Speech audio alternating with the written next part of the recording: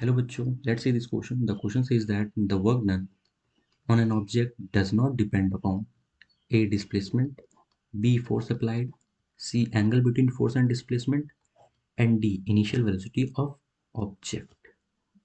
तो हमारे इस क्वेश्चन में हम लोग से ये पूछा जा रहा है कि जो वर्क डन होता है वो किस पे डिपेंड नहीं करता, डिस्प्लेसमेंट में या फोर्स अप्लाइड में या angle between force and displacement भी या इनिशियल वेलोसिटी ऑफ ऑब्जेक्ट पे. तो as we know that work done जो होता है वो इक्वल होता है एफ एस कॉस थीटा, जहाँ हम लोग का जो एफ है वो फोर्स है, एस है वो हमारा डिस्प्लेसमेंट है और कॉस थीटा जिसमें थीटा हमारा है एंगल बिटवीन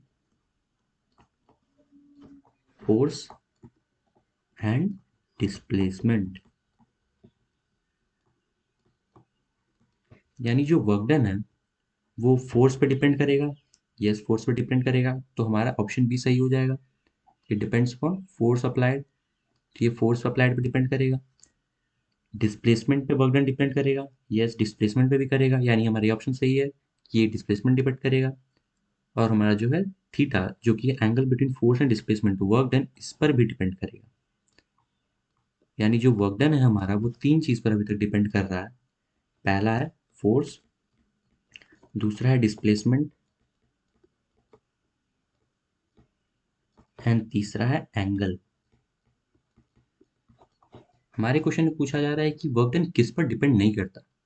तो डिस्प्लेसमेंट, फोर्स और एंगल ये तीनों पर तो फोर्स डिपेंड कर रहा है, पर हमारे क्वेश्चन में पूछा है किस पर डिपेंड नहीं कर रहा है, तो हमारा ऑप्शन डी हो जाएगा सही आंसर.